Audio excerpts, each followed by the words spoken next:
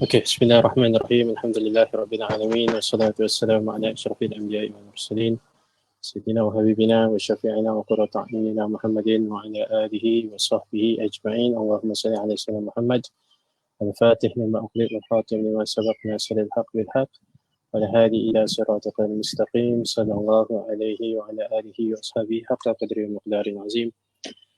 Amma ba'd, assalamualaikum warahmatullahi wabarakatuh. Yang kita muliakan guru kita yang mulia Al-Mukarram Al-Habib Ali Zainal Abidin Al-Waqir As-Sakaf Hafizakumullah. Seterusnya yang kita hormati para asatizah, para habaib, saudara-saudari, teman-teman kita yang insya-Allah mudah-mudahan pada malam ini diberikan taufik dan hidayah oleh Allah Subhanahu wa taala dan diberikan kemudahan, kelancaran, dipermudahkan segala urusan kita, lebih khusus urusan guru kita Al-Habib Ali Zainal Abidin As-Sakaf. Dan insyaAllah malam ini kita bersama-sama lagi sambung dengan pengajian kita yang sepatutnya kebiasaannya dijalankan pada hari Jumaat, tapi di atas sebab-sebab tertentu kita awalkan sedikit untuk minggu ini sahaja. InsyaAllah untuk minggu ini sahaja kelas kita diadakan pada hari Selasa, yang memandangkan hari Selasa memang hari kita libur ataupun hari kita cuti. Alhamdulillah kita dapat juga selitkan ataupun kita dapat susun semula jadual Habib pada hari Selasa untuk minggu ini sahaja insyaAllah. Tapi sebelum kita memulakan perbahasan pada malam ini, saya mohon rasa baik guru kita dan juga hadirin dan hadirat yang bersama-sama dengan kita pada malam ini untuk sama-sama kita sedekahkan Al-Fatihah. Kita doakan untuk guru kita juga dan juga merupakan abang kepada guru kita almarhum al-mahbub Habib Muhammad bin Ahmad bin Salim Al-Aidrus, dan juga isteri beliau yang sudah meninggalkan kita hanya selang 1 hari.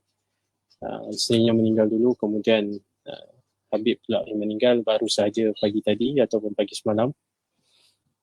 Dan sama-sama insyaAllah Habib kita sedekahkan Al-Fatihah dan mungkin sedikit doa untuk mereka-mereka yang telah meninggalkan kita insyaAllah.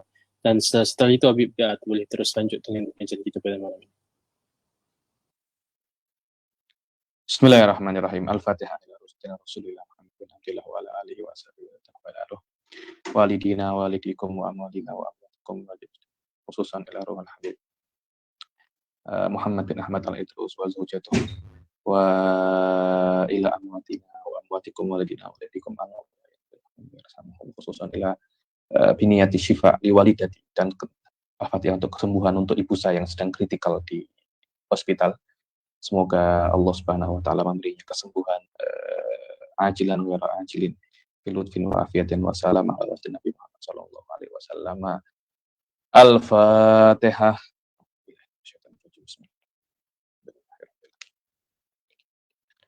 Sa'ini dan siratal mustaqim. Ghairil maghdubi alaihim waladdallin. Amin amin amin. Bismillahirrahmanirrahim. Alhamdulillahirabbil alamin. Shalatu wassalamu ala sayyidil mursalin wa ala alihi wa sahbihi wa tabi'ahum bi ihsan ila yaumil wa ta'alluma wa ta'lim wa nafa wal intifa wal ifadah wal istifadah wal hatta ala tamasuki bi kitabillah ta'ala wa sunnati rasulih wa du'a ilal huda wa dalalata ala al khairi wa tila'a mardatihi wa qurbihi wa thawabihi subhanahu wa ta'ala. Allahumma faqihna fid din wa alimna ta'wil. Rabbi shrah li sadri wa yassir li amri wahlul 'uqdatam min lisani yafqahu qawli waj'alni waziran min ahli. Bismillahirrahmanirrahim. Alhamdulillah kita jumpa lagi di kelas Hidayatul Hidayah ini. Setelah pertemuan yang lalu kita menyelesaikan tentang adab dukhulil khala ya. Sekarang kita akan masuk ke bab yang selanjutnya, yaitu adabul wudu. Adabul wudu di dalam syarah Marakil Ubudiyah karangan Syekh Nawawi Al-Jawi. Makna daripada adab di sini adalah al-matlubah. Makna matlubah itu adalah hal-hal yang dilakukan di dalam wudu, sawaun itu perkara yang sunnah atau perkara yang wajib. Perkara yang sunnah atau perkara yang wajib. Dan sebenarnya sunnah-sunnah wudu itu banyak ya. Sebagian ulama mengatakan bahwasanya sunnah wudu itu sampai 500. Sampai 500. Akan tetapi Menurut saya tak ya terlampau sampai 500, akan tetapi kalau Anda boleh praktikalkan yang ada di dalam Bidayatul Hidayah ini, insya Allah wudhu itu akan menjadi ibadah yang sangat mempunyai makna. Para ulama zaman dahulu ya, ini diantaranya yang dinukilkan daripada Sayyidina Ali Zainal Abidin As-Sajjad, cucu Rasulullah SAW direct. Beliau itu kalau sudah selesai berwudhu, itu langsung pucat muka beliau. Kenapa? Karena beliau tahu bahwasanya berwudhu ini kita nak jumpa dengan Allah Subhanahu wa taala, kita nak borak dengan Allah Subhanahu wa taala. Sebagian orang menganalogikan berwudhu itu macam nak jumpa dengan orang besar. Kalau seumpamanya Tun Mahathir atau Tan Sri Muhyiddin panggil kita pasti akan memakai baju yang paling bagus. Macam mana Ustaz Sufi? Tiba-tiba ada jemputan ke Putrajaya dengan Tan Sri Muhyiddin atau yang di Pertuan Agung. Pasti kita akan memilih baju yang paling bagus, dengan perfume yang paling wangi. Mandi mungkin 1 hari sampai 5 kali. Sampai setelah mandi yang kelima kali itu kalau ada nyamuk hinggap, dia akan terpleset. Karena kita punya kulit terlampau kita punya kulit terlampau licin dan terlampau halus dan terlampau harum. Kenapa? Karena nak jumpa orang yang penting, orang yang kita hormati. Inilah makna daripada wudhu. Kita nak prepare jumpa dengan Allah Subhanahu wa taala. Hendaklah kita itu di dalam wudhu itu benar-benar perhatikan sebaik-baiknya wudhu. Niscaya kalau wudhu itu baik, niscaya sholat juga akan baik. Kalau sholat baik, niscaya semua amal perbuatan akan baik. Kita ini banyak sholat tak khusyuk karena dari awal wudhu itu tak khusyuk. Kita punya wudhu itu yang penting sah. Yang penting Yang penting sah. Maknanya kita hanya buat perkara-perkara yang wajib saja. Dulu saya punya kawan itu sebelum pesantren, wudhunya itu semua dia lakukan, yang sunnah-sunnah dia lakukan. Setelah di pesantren, dia mengetahui mana yang wajib dan mana yang sunnah, makanya dilakukan hanya yang wajib-wajib saja. Wajib-wajib saja. Yang sunnah dia tak lakukan. Dan ini adalah perkara yang menurut saya tak bagus ya nih. Kita kena di dalam wudhu, kena melakukan semua adab dan semua sunnah, akan tetapi sunnah ini ada banyak. Dan kalau Anda bisa melakukan semuanya, jangan lakukan semuanya, akan tetapi di antara semua sunnah-sunnah wudhu itu, ada sunnah-sunnah yang penting. Sekiranya sunnah ini di beberapa madhab, dia itu bukan hanya sunnah, tapi sudah dikatakan wajib. Maknanya, beberapa sunnah dalam madhab Imam Syafi'i itu bukan sunnah, tapi wajib di dalam madhab-madhab yang lain. Sunnah inilah yang menurut saya sangat penting sekali daripada sunnah-sunnah yang lain. Contohnya adalah memasukkan air ke dalam hidung, atau lebih dikenal dengan nama istinsyak. Istinsyak ini di dalam beberapa madhab wajib atau rukun daripada arkanul wudhu. Yang tidak istinsyak, maka dia wudhunya itu tidak sah. Disinilah menurut saya pentingnya mengetahui khilaf antara ulama. Dari situ kita bisa mengetahui bahwasanya ada beberapa sunnah itu tingkatnya lebih tinggi daripada sunnah-sunnah yang lain. Di dalam mazhab Imam Syafi'i ada yang namanya al-khuruj minal khilafi mustahabun. Keluar daripada khilaf itu sunnah. Maknanya walaupun memasukkan air ke dalam hidung itu sunnah, akan tetapi lebih baik, maksudnya kesunahan itu lebih kuat daripada sunnah-sunnah yang lain. Kenapa? Karena sebagian ulama menganggap sunnah ini secara spesifik adalah adalah wajib. Wallahu a'lam. Nanti di dalam kitab Bidayatul Hidayah ini Anda akan tengok bahwasanya Imam Ghazali di sini akan banyak untuk meletakkan banyak sekali doa-doa. Ketika membasuh muka ada doanya khas.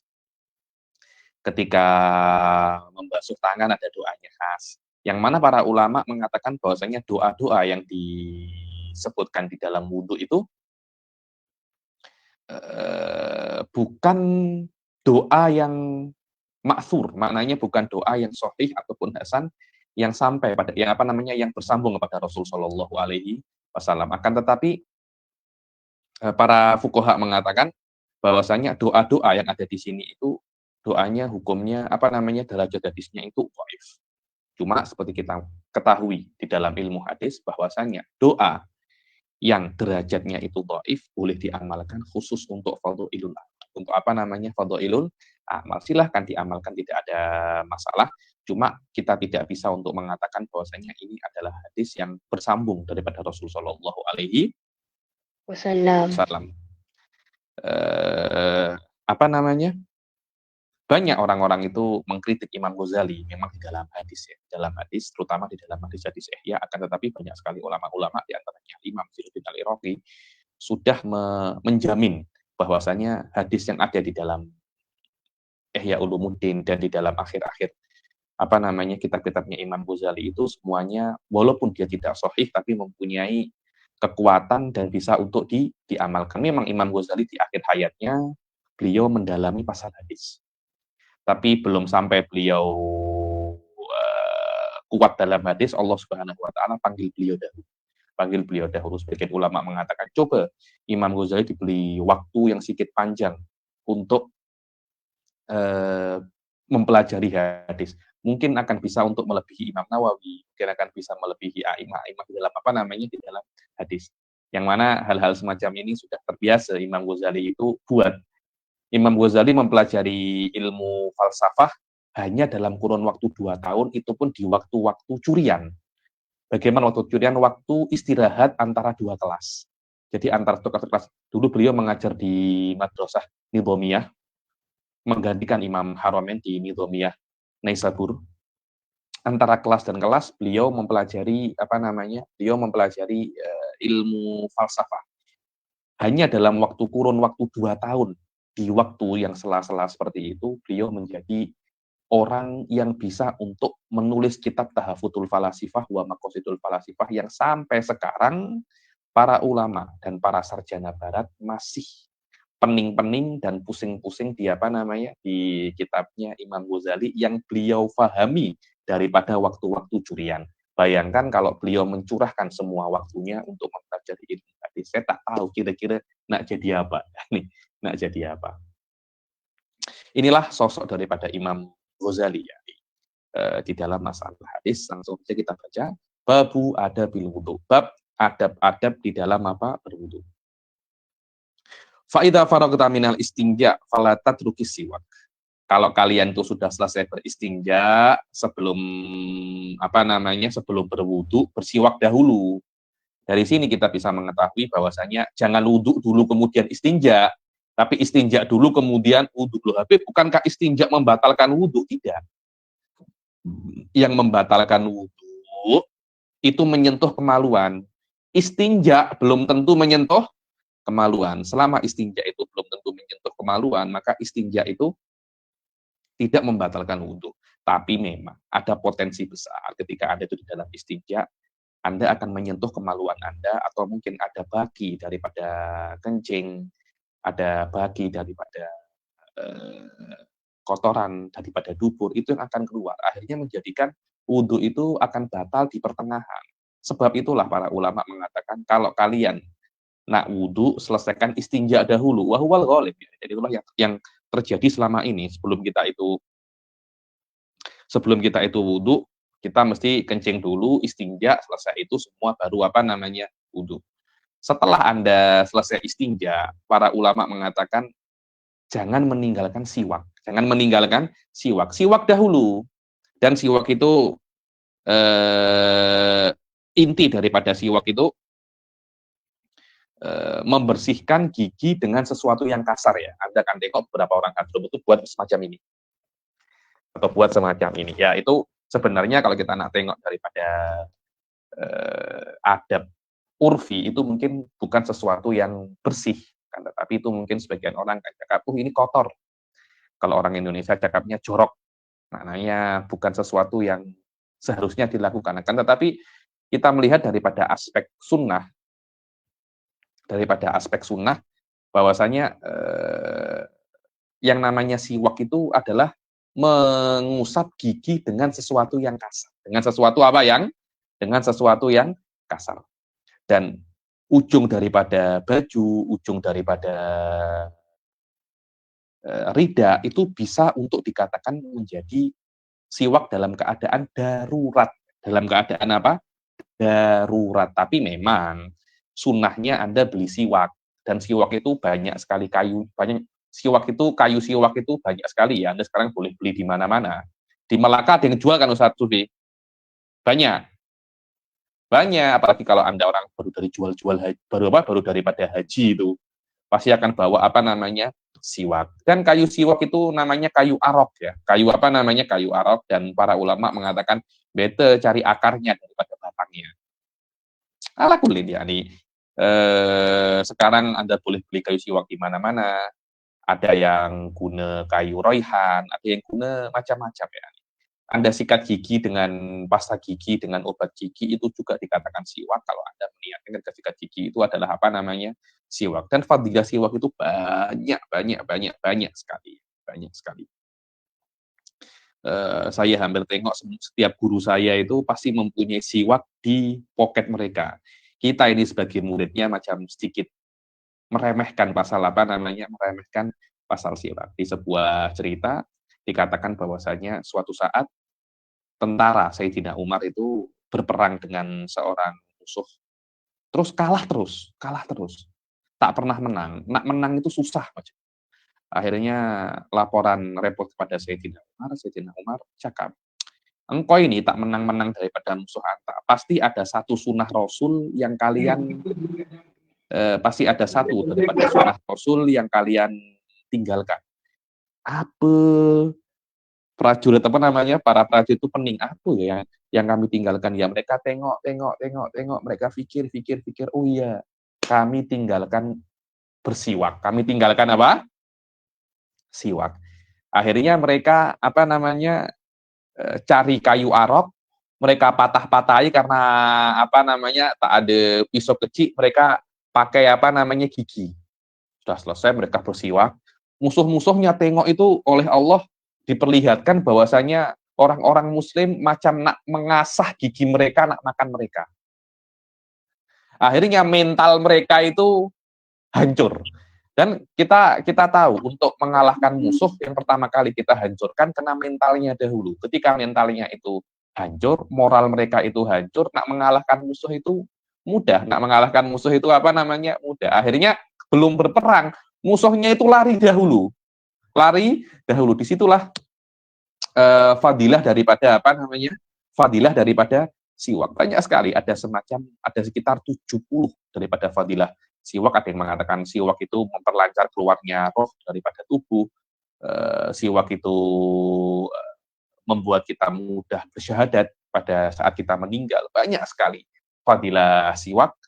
Dan para ulama juga mengatakan 2 rakaat dengan siwak lebih baik daripada 70 rakaat tanpa menggunakan apa?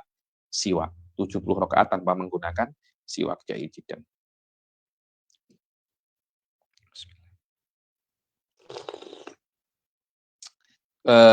Dan siwak itu sunnah di setiap perkara, di setiap hal itu siwak disunahkan.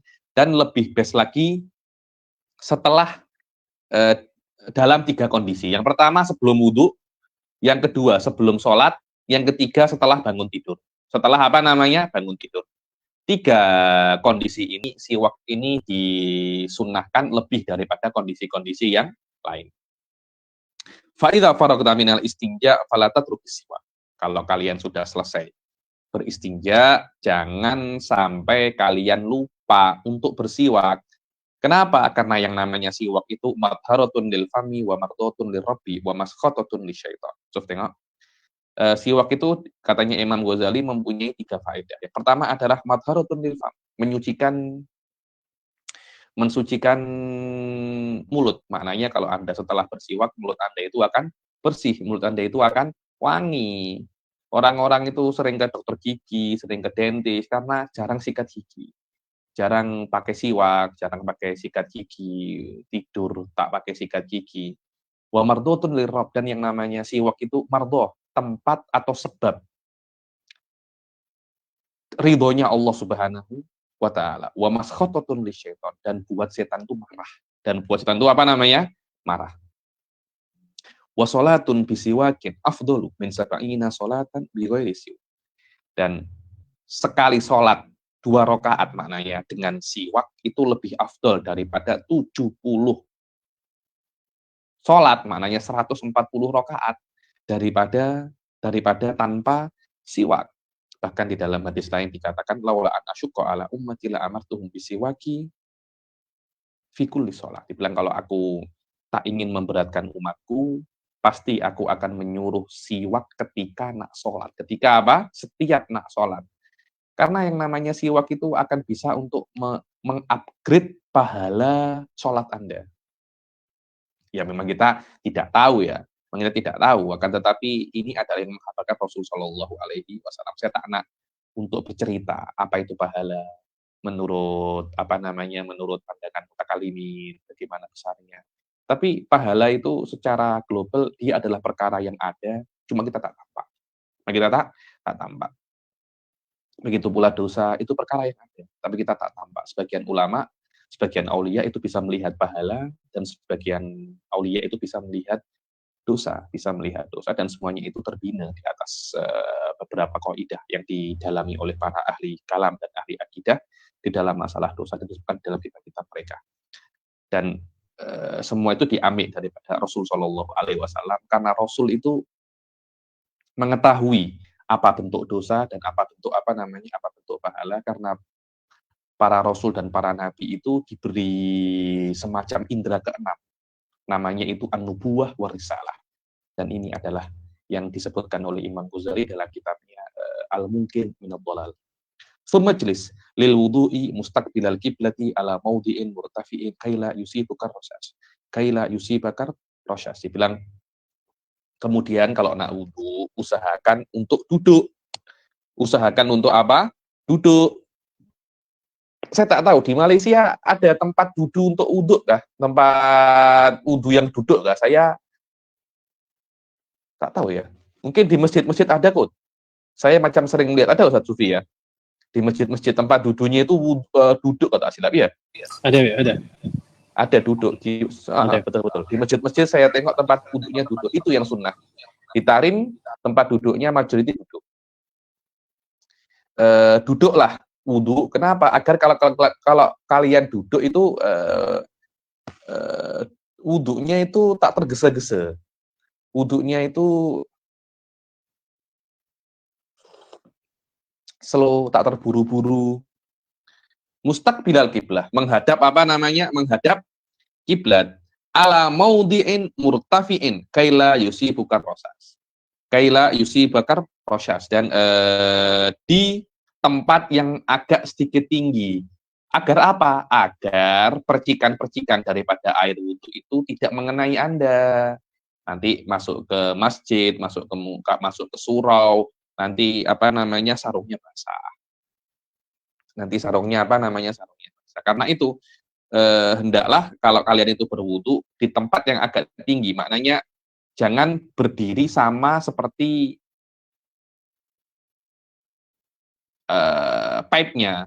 Nanti bisa terkena percikan. Intinya jagalah jangan sampai percikan itu mengenai. Wa qul bismillahirrahmanirrahim rabbi a'udzubika min hamazati syayatin wa a'udzubika rabbi ayyahdurun. Dan ini adalah doa sebelum kalian memulai untuk wudu. Bismillahirrahmanirrahim. Ya Rabb, aku berlindung kepadamu daripada godaan syaitan dan daripada dan aku berlindung juga kepadamu agar syaitan itu tidak mendatang.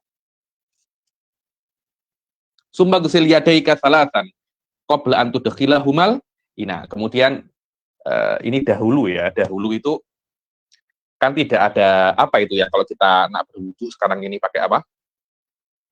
Apa adalah bahasa Melayunya namanya itu tadi. Kita nak berwudu, kemudian kita buka pipe-nya itu. Apa namanya itu? Pilih pipe, pilih air. Itu. Kita buka kan? Ya. Nanti kan airnya keluar. Itu kan zaman sekarang. Zaman dahulu kan belum ada itu. Terus kalau nak wudu macam mana? Dulu itu ada namanya guz. Ada namanya apa? Guz. Atau tak tahu Malaysia cakapnya apa? Orang Indonesia cakapnya kendi. Ada macam bekas besar. Tempatnya air. Apa namanya Ustaz Sufi? Kalau di sini kolah air. Kolah air. Itu zaman dahulu kolah air itu sudah ada. Akhirnya mereka kalau nak berwudu kan mereka ambil air daripada situ. Nah, kita kan kadangkala nak berwudu itu kan setelah bangun tidur, kencing, berstinja, terus kita nak berwudu. Lah, sebelum kalian memasukkan tangan kalian ke dalam kolah, ke dalam kendi, jangan langsung dimasukkan dahulu, cuci tangan dahulu. Cuci tangan dahulu, setelah tangannya itu dicuci, baru kalian masukkan tangan ke kolah. Loh, kenapa kok seperti itu? Katanya Rasulullah Shallallahu alaihi wasallam, li'annaka la tadri aina batat yadah. Dibilang karena kalian tidak tahu ketika kalian tidur tangan kalian itu ada di mana. Kalian tidak tahu. Mungkin tangan kalian itu, maaf ya, di dakar atau di dubur sini, kan tidak tahu. Atau mungkin sentuh-sentuh perkara-perkara yang najis, kan tidak tahu. Yang penting ada potensi, tangan ini nanti ini kotor, dan kalian kan sudah tidak bisa untuk mengontrol tangan kalian. Karena kalian sedang dalam keadaan tidur. Karena kalian sedang dalam keadaan tidur. Terus macam mana? Karena itulah, sebelum kalian memasukkan tangan kalian ke dalam kolah, hendaklah hendaklah dicuci. Loh, kan masuk akal kan? Ini adalah guide daripada Rasul Shallallahu alaihi wasallam. Ada orang komplain, macam mana? Orang Islam menyuruh kita sebelum hadis menyuruh kita untuk cuci tangan sebelum masukkan tangan ke dalam kolah. Dalilnya kita tak tahu kalau tidur. Kita tak tahu kalau tidur ini tangan kita di mana. Saya tahu, saya kalau tidur tangan saya di mana? Ya di samping saya. Ya semacam itu, macam ada istihza kepada hadis Rasul Shallallahu alaihi wasallam. Terus di mana-mana tanya semacam itu, di mana-mana tanya semacam itu. Akhirnya suatu saat dia tidur, bangun-bangun, tangannya itu masuk ke duburnya sampai segini. Masuk kemana? Duburnya sampai ke pergelangan tangan, ada yang cakap sampai segini. Masuk ke dalam duburnya. Tak lama mati akhirnya. Kenapa? Karena memang dari awal ada semacam istihza kepada hadis Rasulullah SAW. Dan ini banyak sekali. Cerita lain lagi, pokoknya jangan sampai kita itu istihza kepada hadis Rasul. Ceritanya banyak sekali. Kalau saya nak cerita pasal hadis Rasul ini lebih daripada 10 cerita. Dulu saya kan, barusan ini saya kan sedang tulis thesis di UIA. Saya mempunyai supervisor saya itu amik master di Mesir, amik master di Azhar. Beliau bercerita katanya, dulu ketika beliau dulu ketika beliau di Mesir, ada salah satu orang di Mesir itu sering macam ada istihza. Terus tengok ya, macam ini. Anda kena paham bahwasanya beberapa hal di dalam Islam itu tidak ada sebabnya. Sebabnya hanya satu. Apa itu? Itu adalah perintah Allah. Tidak ada, ini kenapa kok semacam ini? Tengok ya, kita kan wudhu membasuh muka, membasuh tangan, mengusap rambut dan membasuh kaki. Tapi, kalau kita kentut, wudhu kita batal kan? Wudhu kita batal. Ketika wudhu kita batal, yang disuruh basuh kentutnya, duburnya, atau tangannya, apa kena mengena tangan dan kentut? Kan tak ada kan? Kenapa yang disuruh basuh muka? Yang salah dubur. Yang salah dubur, tapi yang suruh basuh muka, tangan, rambut, dan kaki. Loh, ini kan tak adil. Siapa yang salah, siapa yang dibasuh? Kan macam itu Ustaz Sufi. Betul apa tidak? Betul kan? Ada satu orang itu buat semacam itu. Ini macam tak masuk akal lah. Ini tak masuk akal nih. Ini tak masuk akal. Kemana lagi? Apa? Tak ada orang yang boleh jawab pertanyaan saya tahu. Ada yang tak ada yang boleh jawab. Kenapa? Kita wudhu daripada kentut. Apa kena mengena wudhu dan kentut? Tak ada kena mengena. Terus macam itu. Terus. Akhirnya macam Allah nak ajarkan dia bahwasanya agama itu bukan sesuatu yang harus ada hikmahnya, tidak. Agama itu murni Anda melakukan perintah Allah. Dan ini terbina atas kaidah yang sangat dalam kalau Anda mempelajari ilmu kalam dan ilmu akidah. Wallah, ini terbina atas kaidah yang sangat dalam. Ada khilaf antara ahli sunnah, antara Mu'tazilah, dan bahkan di dalam ahli sunnah pun ada semacam perbezaan pendapat yang dipelopori oleh Imam Ghazali tentang masalah apakah ada hikmah dan maslahat terhadap semua syariat Allah. Macam itu. Ahli sunnah wal jamaah cakap tidak ada, Allah tidak perlu untuk meletakkan maslahat di dalam syariatnya. Terus selama Allah menyuruh, sudah itu kena kita turuti. Kenapa kita melakukan ini? Karena Allah suruh. Tidak ada maslahat, tidak ada madarat. Bas. Ya sudah, kenapa kok kalau kita kentut, yang dibasuh itu muka, tangan, rambut, dan kaki. Kenapa? Ya karena Allah yang suruh. Tak lama orang itu akhirnya ini cerita daripada guru saya ya, daripada supervisor saya. Akhirnya orang itu lama tak tampak. Supervisor saya ketika itu sedang ame master, dia tanya, profesor itu di mana ya? Pensyarah itu di mana? Lama tak tampak. Akhirnya dia sakit. Akhirnya dijenguk lah. Apa sakit? Perutnya itu besar. Terus keluar kentut macam tak boleh dia tahan. Dan dengan bau dan irama yang berbeza-beza. Subhanallah, katanya. Terus dia sadar, ya Allah, aku tahu engkau beri aku penyakit ini karena aku sering iktirad. Karena aku sering memprotes dan aku sering mengkritik pasal kentut dan wudhu. Semacam itu, Sir. Loh, Anda nak tanya tak ada masalah. Tapi ketika ada orang jawab, dan jawaban itu masuk akal, jangan Anda macam remehkan itu. Bertanya biasa, Suf. Ada pertanyaan itu pertanyaan Anda memang tak tahu. Ada pertanyaan itu pertanyaan yang menandakan Anda itu degil. Pertanyaan tidak tahu, tidak ada masalah. Pertanyaan degil, tak boleh. Macam mana pertanyaan degil itu? Macam pertanyaannya Bani Israil. Silahkan sembelih sapi. Oke. Loh, apakah Anda tidak tahu sapi itu apa? Silahkan sembelih lembu. Kalau saya tanya suruh anta Ustaz Sufi. Ustaz Sufi, belikan saya roti tampal atau roti canai. Jahit. Kemudian anta tanya kepada saya, Habib, roti canai yang dibuat mama atau orang Melayu, Habib? Jahit. Saya jawab, yang dibuat orang Melayu. Oke. Habib, dekat rumah saya atau dekat rumah Habib? Loh, ini kan kurang ajar namanya. Betul apa tidak, Ustaz Sufi? Saya kan hanya menyuruh anta beli roti canai. Selesai. Engkau beli roti canai manapun, masalah apa? Settle kan. Allah pun cakap, sembelih sapi. Sudah. Anda tak payah tanya macam-macam. Sapi yang mana? Sapi. Anda tak paham sapi kan? Lembu. Dibilang, warnanya apa? Beratnya berapa? Laki-laki atau perempuan?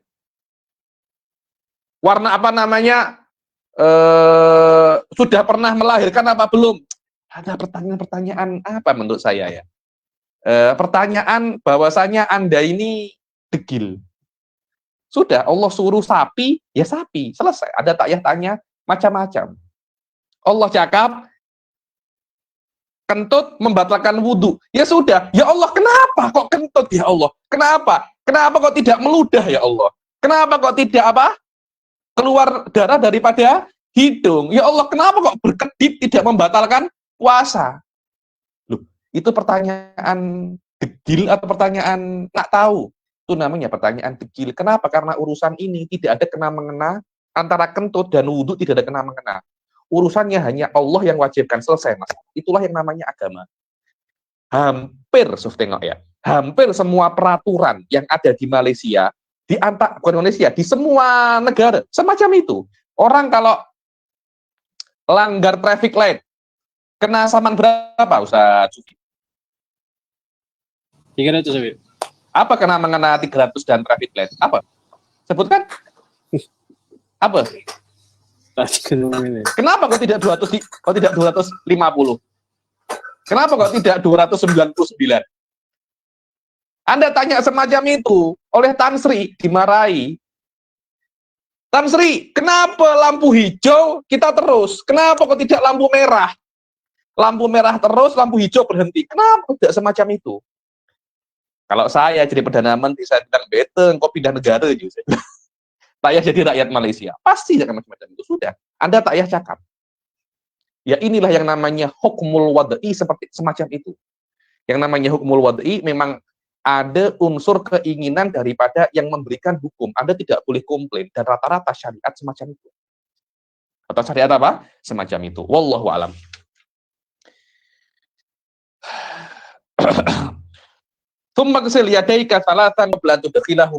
Kemudian basuh kedua tanganmu 3 kali ya, sebelum dimasukkan ke dalam kolah untuk mengambil air. Sekarang tak ya, karena sudah pakai pipe, langsung basuh dulu, langsung wudu.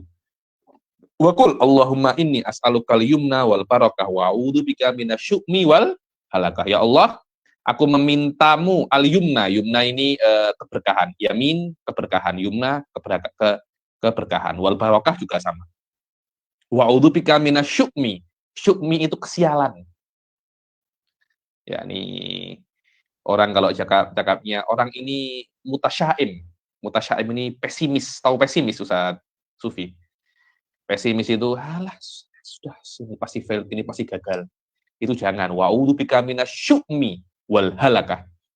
Tsumman wiraf al hadathi aw istibahatis shalah. Kemudian ketika Anda nak wudu, berniatlah mengangkat hadas atau istibahatas shalah. Istibahatas shalah itu maknanya meminta izin untuk sholat, meminta izin untuk sholat, atau lebih mudahnya lagi nawaitul wudu selesai.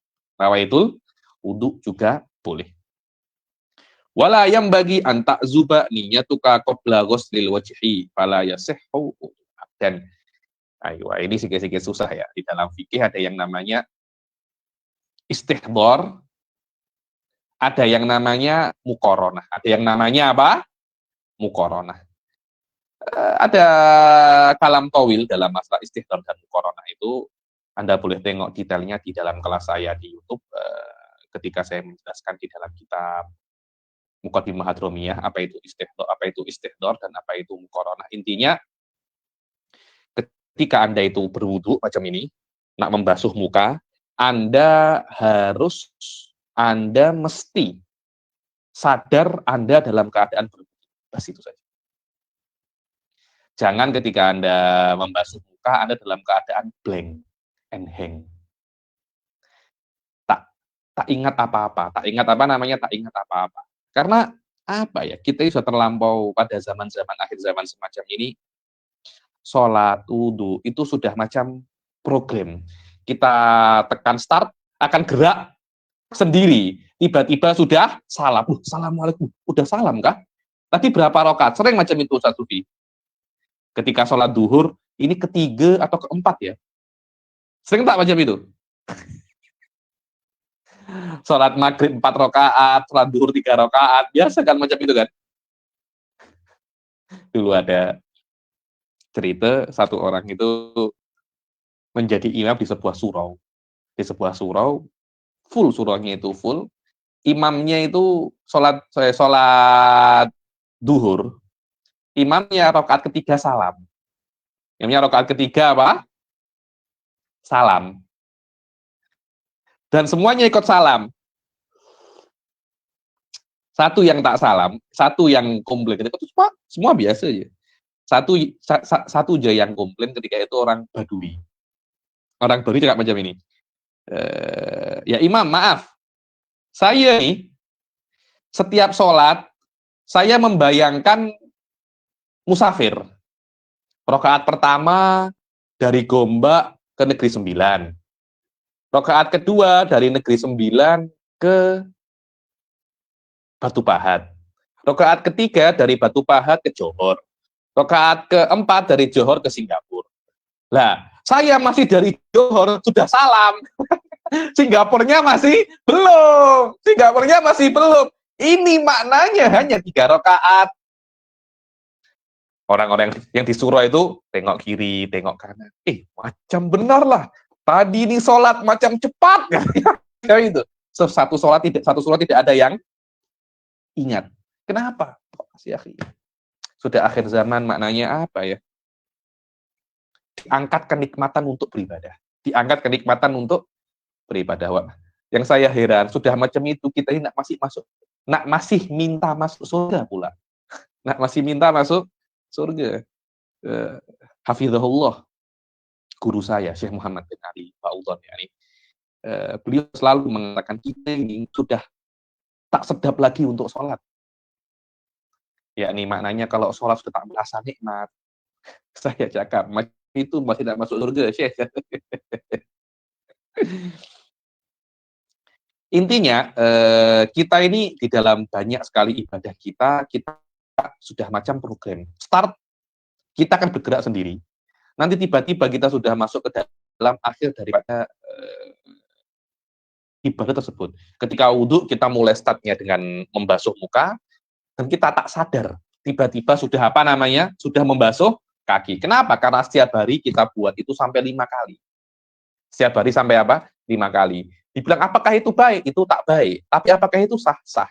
Dengan syarat, ketika Anda membasuh muka, Anda masih dalam keadaan sadar kalau Anda Kalau Anda dalam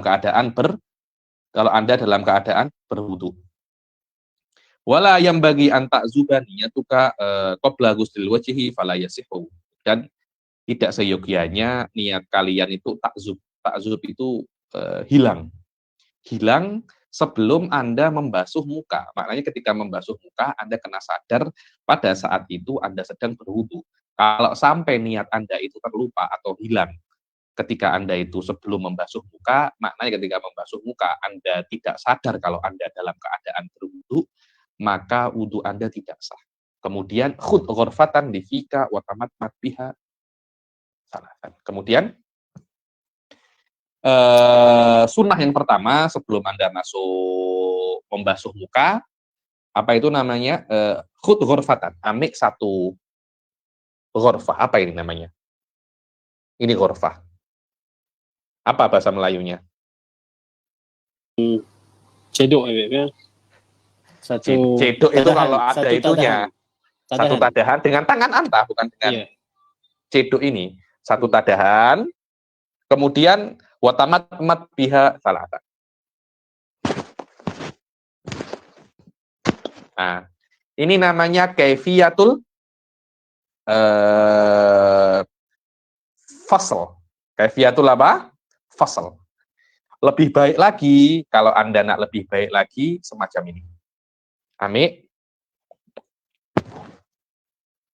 sekali. Jadi 1 tadahan untuk 3 mulut dan 3 hidung.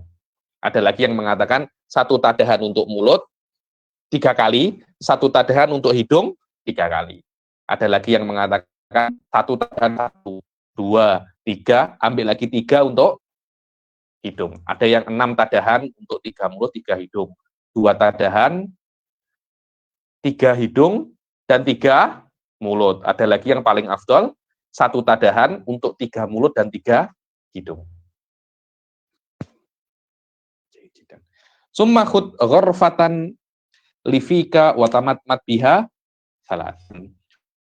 Wa fil ma'i ilal ghalsamah illa an takuna shaiman. Dan balik itu berusahalah sekuat tenaga untuk raddil ma'i ilal ghalsamah, yakni untuk menyampaikan air itu kepada ghalsamah ini apa namanya? Kerongkongan ya. Apa itu namanya itu?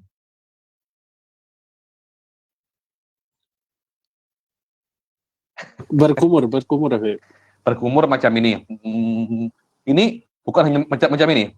Tapi macam ini. Oden, apa dia?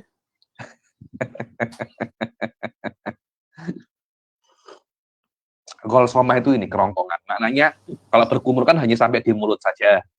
Tapi kalau sampai kerongkongan itu namanya tak tahu apa itu namanya. Insyaallah paham, insyaallah. Illa antakuna soiman, kecuali kalau Anda dalam keadaan berpuasa. Kalau berpuasa jangan buat semacam itu. Kenapa? Kalau sampai airnya itu kemasukan air, maka puasa Anda apa? Batal. Puasa Anda apa? Batal. Walaupun puasanya itu puasa sunnah. Kenapa? Nanti kalau sikit saja tersilap, ada satu tetes masuk, maka puasa Anda dianggap apa namanya? Batal. Wa qul Allahumma a'inni ala tilawati kitabik wa kasrati dzikrilak wa tsabbitni bil qawli tsabit fil hayati dunya wa fil akhirah. Ya Allah, a'inni maknanya tolonglah aku jika Anda setelah ada berumur ya. Ya Allah, tolonglah aku, bantulah aku untuk mentilawah kitab-Mu dan banyak berzikir kepadamu dan tsabitni dan kuatkanlah aku bil qauli tsabit. Apa itu qauli tsabit? Asyhadu alla ilaha illallah wa asyhadu anna Muhammadar Rasulullah di dunia dan di akhirat. Maknanya ya Allah, semoga aku hidup dalam Islam dan aku mati dalam Islam. Jangan sampai ya Allah aku ini murtad ya Allah. Walhamdulillah. Karena nanti pada hari zaman nanti banyak sekali kemurtadan. Dibilang pagi muslim, sore kafir, biasa semacam. Biasa.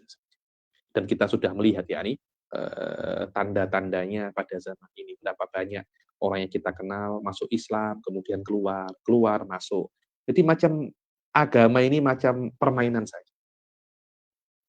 Summa khud ghurfatan li anfik wastansyid biha salasa. Amik satu kan, yang katanya amik satu, kemudian berkumur 3 kali.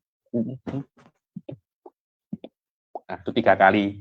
Kemudian setelah itu buang airnya, ambil air yang baru. Masukkan ke dalam apa namanya? Masukkan ke dalam mulut. Apa? Masukkan ke dalam mulut namanya itu dalam bahasa Melayu. Dalam bahasa Arabnya istinsyaq. Bahasa Melayunya apa? Masuk air ke dalam mulut. Sama. Dalam hidung, ke dalam hidung. Maaf. Masukkan air ke dalam hidung. Subhanallah ya, bahasa Arab ini memang bahasa yang sangat menurut saya super power ya. Dia tak macam bahasa-bahasa yang lain, yakni hampir semua hal itu mempunyai nama yang khas. Bahkan hampir setiap bau itu mempunyai nama yang khas. Saya pernah melihat bahasa semacam ini itu bahasa Jawa. Bahasa Jawa dalam masalah ini powerful ya. Sampai dulu kan saya belajar bahasa Jawa ini, hampir setiap biji daripada buah itu mempunyai nama yang khas. Biji durian mempunyai nama khas, biji nangka mempunyai nama khas, biji mangga mempunyai nama khas, bahkan daun daripada pohon mempunyai nama yang khas. Kalau kita kan sama saja kan, ini daun apa? Ini daun salam, ini daun ini. Bahasa Jawa tak semacam itu. Itu susah sedikit bahasa Jawa itu. Di dalam bahasa Arab sama seperti itu. Bahkan Anda kalau tahu biji kurma itu mempunyai 3 lapisan dan ada namanya masing-masing. Dahsyat memang. Biji kurma dahsyat. Ada namanya nakir, ada namanya lupa saya. Ada 3 selaput di dalam biji kurma itu mempunyai nama yang khas dan disebutkan di dalam Al-Quran. Dan kalau kita kan tak ada namanya kan. Ini apa? Ini selaputnya kurma. Apa nama khasnya? Tidak ada. Di dalam bahasa Arab ada. Karena itu kan istinsyak, kita cakap memasukkan air ke dalam hidung. Nama khasnya apa? Tidak ada itu. Ke telinga, namanya memasukkan air ke dalam telinga. Ke dalam mulut masih ada namanya berkumur. Namanya apa? Berkumur. Di bahasa Arab memasukkan air ke dalam hidung itu namanya istinsyak. Mengeluarkannya namanya istinthar. Nah, istinsyak ini lebih sunnah dan lebih besar pahalanya daripada berkumur. Kenapa? Karena istinsyak ini Imam Ahmad bin Hambal mewajibkan. Maknanya kalau orang tidak istinsyak, wuduknya apa? Wuduknya tak sah. Summa khudh ghurfatan li anfik wastansyik biha thalasan wastansir biha ma fil anfi min rutubah. Dibilang kemudian ambil satu tandahan lagi dengan apa namanya itu tanganmu untuk hidungmu. Kemudian istansyik masukkan ke dalam hirup air tersebut 3 kali. Tapi jangan anu-anu ya, jangan terlampau dalam ya, nanti kepala anta apa? Pusing, nanti kepala anta pusing nanti. Wastanfir biha, setelah masuk keluarkan apa yang ada di dalam hidung daripada rutubah, basah-basah. Dan katakanlah ketika Anda itu istinsyak, Allahumma arihni raihatal jannah wa anta anna radin. Ya Rabb, ketika Anda memasukkan ke dalam hidung, doalah, ya Allah, baukanlah aku bau surga, wa anta anni radin, dan Anda dalam keadaan ridho kepadaku. Nanti orang-orang, Masya Allah, maknanya di surga tak ada corona kah? Saya bisa membau-bau surga, tak macam itu. Surga tak ada apa-apa, tak ada penyakit, tak ada apa. Wafil istinthar, ketika Anda mengeluarkan air daripada hidung Anda, berdoalah, Allahumma inni a'udzubika min rawaihin nar wa min su'id dar. Ya Allah, aku berlindung kepadamu daripada rawaihin nar. Rawaih itu bau neraka. Bau-bau apa neraka? Bau-bau neraka, dan daripada seburuk-buruknya rumah, yaitu neraka. Wallahu alam, mungkin dari hadis ini Anda bisa untuk mengetahui bahwasanya bau surga itu satu. Dan bau neraka itu banyak. Maknanya bau busuk itu macam-macam. Anda kalau tengok bangkai kan macam-macam, ada bau busuk tai, ada bau busuk bangkai, ada bau busuk macam-macam lah, bau busuk itu macam-macam, dan hampir semua bau busuk itu ada di dalam neraka. Wallahu a'lam.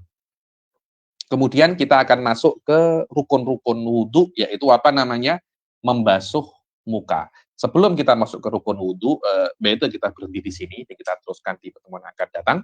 Apakah ada yang bertanya pasal adab-adab wudhu yang barusan lewat? Daripada awal sampai membasuh muka. Silakan.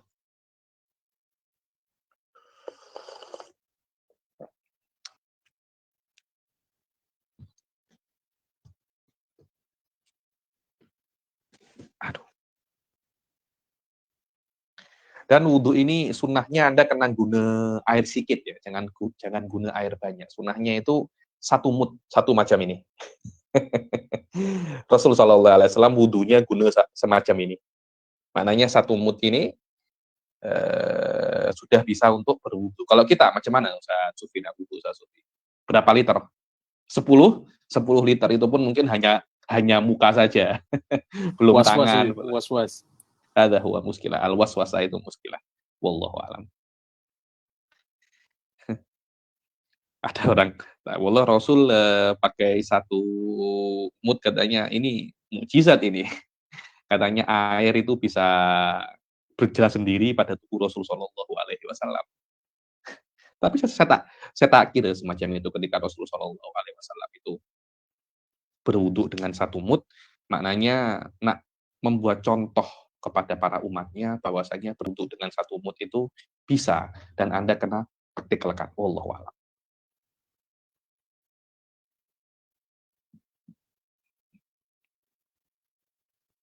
Ada yang tanya? Ada persoalan Habib. Sila. Tapi ini bukan tentang wuduk, boleh Habib? Sila. Sebentar. Ada yang tanya, sekarang tengah musim dalam keadaan tertekan ini, adakah duit derma masjid boleh digunakan untuk ahli karyah yang memerlukan? Wallahu a'lam. Kalau macam itu secara fikih Syafi'i tak boleh. Karena memang orang berderma ke masjid untuk masjid. Tapi mungkin dalam keadaan darurat boleh tanya mufti-mufti Malaysia, mungkin boleh difatwakan dalam keadaan semacam ini diperbolehkan. Tapi secara fikih umum tidak boleh. Cuma ada sedikit perbedaan antara fikih dan fatwa. Kalau fikih itu urusannya hanya dengan dalil dan hukum, tapi fatwa itu berkaitan tentang kondisi-kondisi semasa, yang mana kondisi semasa itu lebih kritikal dan lebih kompleks daripada hukum itu sendiri. Wallahu a'lam, mungkin mufti-mufti akan menghukumi boleh dalam keadaan darurat, ya, dalam keadaan darurat, karena masjid pun tak terlampau perlu sangat dalam keadaan semacam ini, karena masjid pun ditutup, ya. Masjid pun ditutup dan ahli qaryah memerlukan bantuan. Mungkin kalau tengok mufti membolehkan, bismillah, tak ada masalah. Silakan.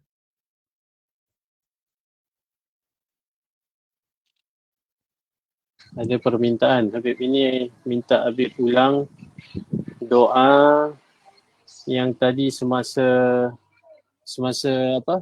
Berkumur yang sampai di kerongkong itu, Habib. Oh, doanya ini. Ya, semasa istinsar. Oh, itu ada, itu tinggal baca aja di kitabnya. Tapi akan saya baca sekali lagi. Ketika berkumur sampai kerongkongan, doanya Allahumma a'inni ala tilawati kitabik wa kathrati dzikri lak wa tsabitni bil qawli tsabit fil hayati dunya wa fil akhirah. Adapun di dalam ketika istinsyak, doanya Allahumma arihni raihatal jannah wa anta anni radin, dan dalam istinsar Allahumma inni a'udzubika min rawaihin nar wa min su'idar. Ini adalah doa-doa yang disebutkan oleh Imam Ghazali. InsyaAllah doa tu ada di dalam kitab Bidayah, muka surat 80 dan 81. Okey. Ada soalan lagi? Okay, ada nak bertanya boleh, voice boleh, tulis message pun boleh, dalam chat boleh.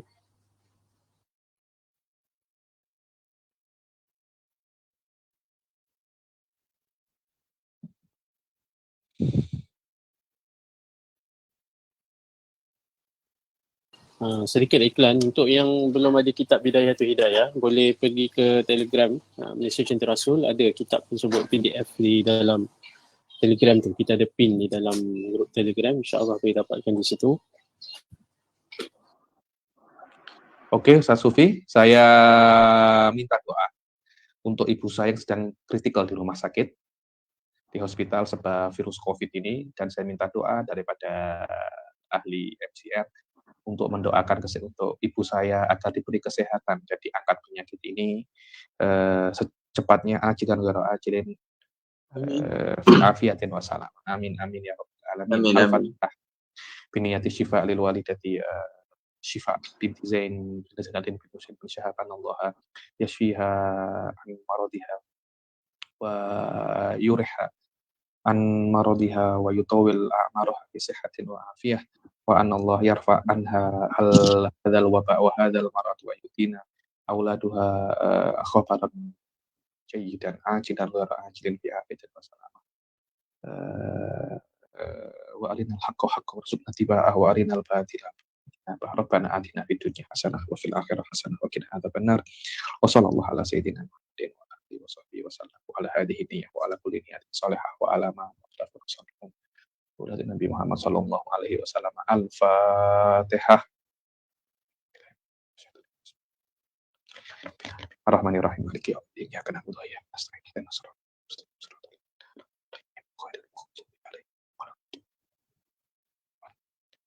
Terima kasih. Mohon didoakan ibu saya ya. InsyaAllah Terima kasih. kita semua doakan agar Ibu Habib diberi kesihatan, diberi kesembuhan, disembuhkan dari penyakit. Amin. Dan terus diberi kesihatan, diberi umur yang panjang. Amin. Juga guru-guru kita semua insyaAllah. Amin. Adik-adik keluarga kita insyaAllah, sahabat-sahabat kita insyaAllah. Amin. Dan kita doakan agar dipermudahkan urusan Habib. Amin. Dipermudahkan urusan pembelajaran beliau. Dipermudahkan pembelajaran, kesihatan dan semuanya. Amin. Dan Habib doakan juga Habib kita semua di sini, di Melaka, di seluruh Malaysia lah Habib. Amin. terus bersabar dengan ujian kepada Allah SWT ni. Amin. InsyaAllah.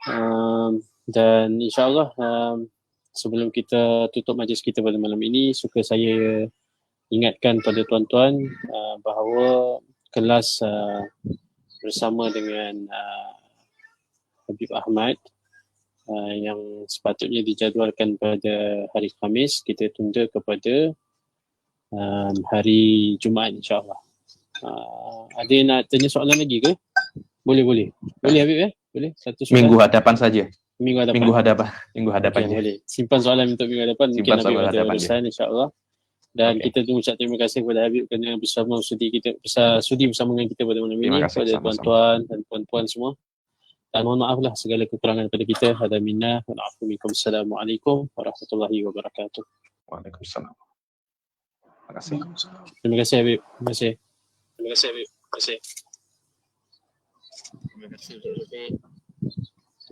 kasih semua. Terima kasih Habib. Yang nak bertanya soalan tu boleh PM saya ke ataupun boleh tanya minggu depan lah insyaAllah. Mungkin Habib ada urusan, minta maaf sangat. Okey, tak ada masalah.